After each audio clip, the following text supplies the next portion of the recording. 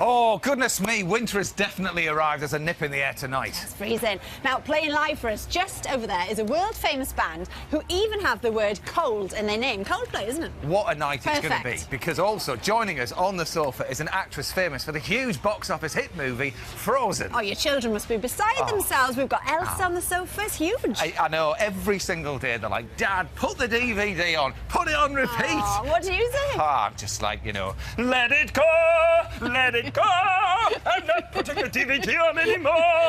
Yeah, I don't think it's just the children who are the fans, eh?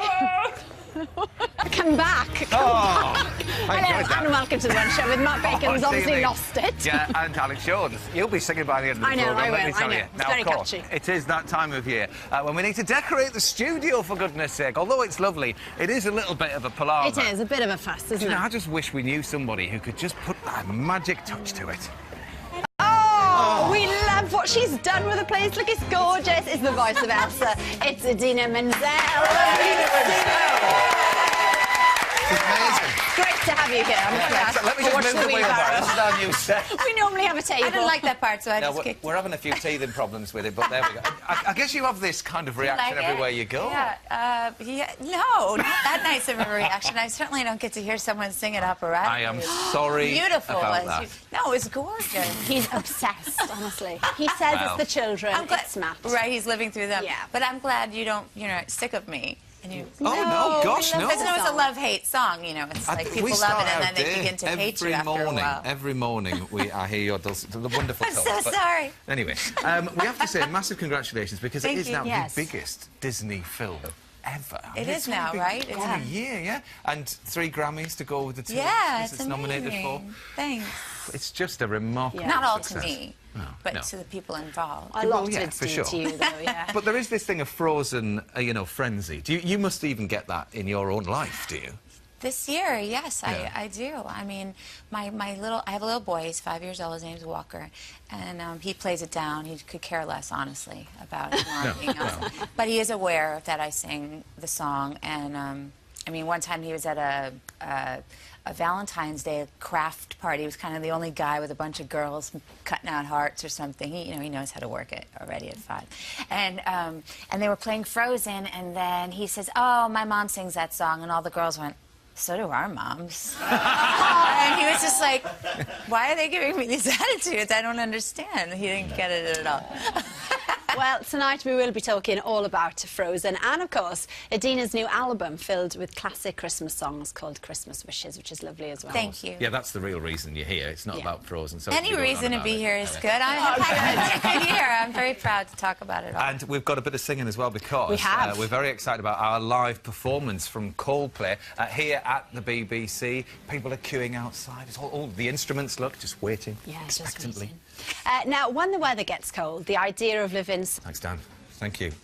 Now, we were just mentioning before we went into that film that Frozen is now the highest-grossing Disney film ever. I mean, it is truly remarkable when you consider how long it's been out for.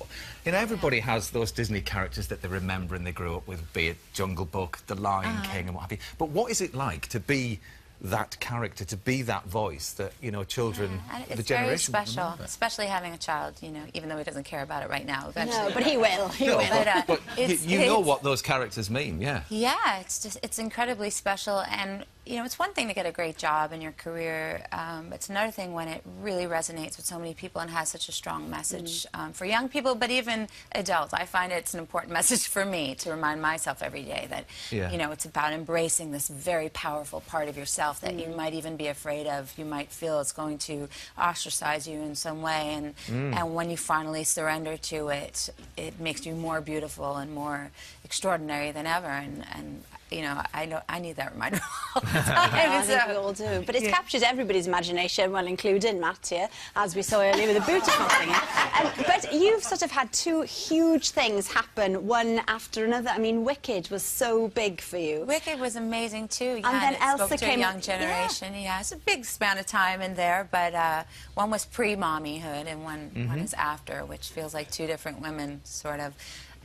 But yeah, how lucky I am to sort of be in these kind of projects that really are all about embracing who you are. And I don't know why I keep getting those projects. Rent, my first professional job was in Rent, which is really big in the States. Here, I don't know how much. No, it's big here. But it was another one that spoke to a young generation. And so sometimes I think, well, why? Why is this pattern of jobs on my resume? Is somebody trying to tell me something that I need to knock myself out? I mean, obviously, Wicked was a very kind of physical performance, and then you've got something like Frozen where you've got to do it all with your voice. True. I guess they're two very different challenges. I guess so. I feel like there's really a common denominator in everything, especially as a singer. You know, there are characters and you bring different things, but it's all you and your soul and your core, and you have to be as authentic as possible because people will see through that if you're not. So for me, I go in there and I try to strip away all the layers and just be as vulnerable as I can. Well, we asked our viewers to send in questions if they had a question for Elsa, and we were inundated. We only have time for one, sadly, but this one is great. Actually, just want to apologise to all parents because bed sheets will have another use after this photo. But this is from Lola and Rose in their Frozen grotto. Goodness me. Nanny Pat's front room. There we are. Now, the question to you is, do you have your own Elsa costume? No. You think I run around my house with twirling around in a blue dress? It should be top of your Christmas list. But not if you have a son that says, "Mommy, stop singing all the time." But I love that. It's beautiful. It's gorgeous, now, listen, if you are still wondering what on earth all of this Frozen fever is about, then maybe Anita can help. And a big thank you as well to the Lee Valley Ice Centre skiers. They're doing a great job out there.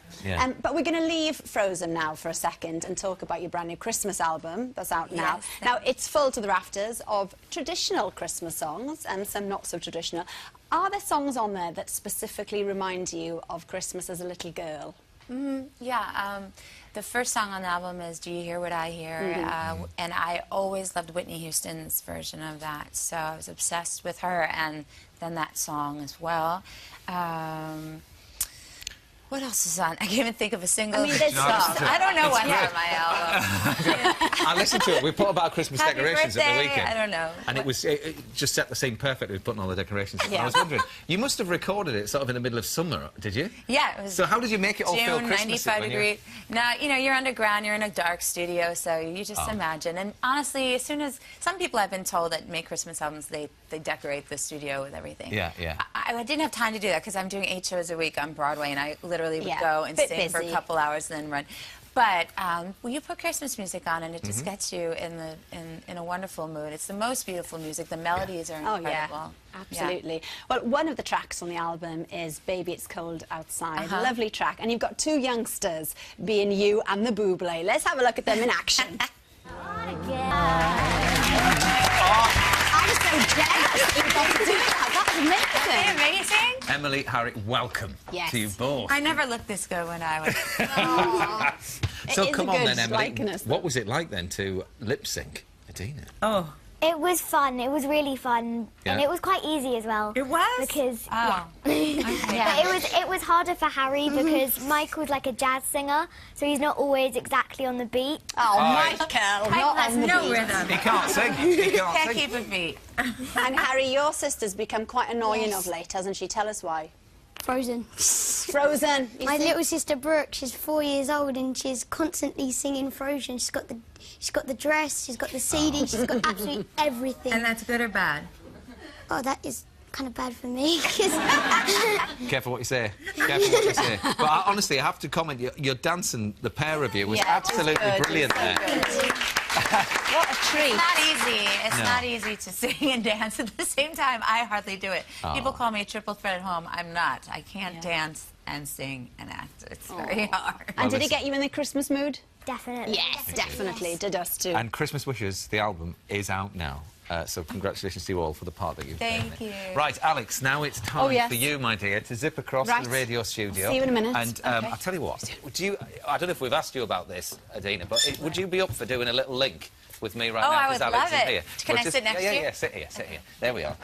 Are you ready? OK, now the video... I'll never leave. She'd better come back quick. That's great. OK, so the video for Coldplay's song Magic has a bit of a circus theme to it, just like the film that we're going to go into here. OK. That's right, Matt. Good. Here's the story of a tightrope walking... Oh, I'm a tightrope walking miner from Yorkshire. Yorkshire, good. That's From good pronunciation. Yeah. Yorkshire. Now, I'm doing a what did he horrible famously job. do? What he worked in a way. What did he do? He worked He without famously worked without a safety net. Did he? Yes. Gosh, you're going to love this line. Now that's. VT next, unmatched. I know, a little bit higher. Hang on. We should have rehearsed this, shouldn't we? Now that's defying right. gravity. Now that's defying gravity. Perfect. Absolutely extraordinary. Love that. And now it's time for another performance because Alex should be with Coldplay in the BBC Radio Theatre. Let's hope the intercom system's working. Hello. Oh, I've arrived and everybody here are very excited, aren't we? Yeah, thank you very much indeed to Coldplay. Now you can watch that gig at 8 o'clock tonight on BBC Radio 2 on the red button as well. A big thank you to Idina. On that musical note, you're touring in June as well. Yes, I'm coming back. Christmas Wishes, the album is out now. We'll see you tomorrow with John Cleese. Good night.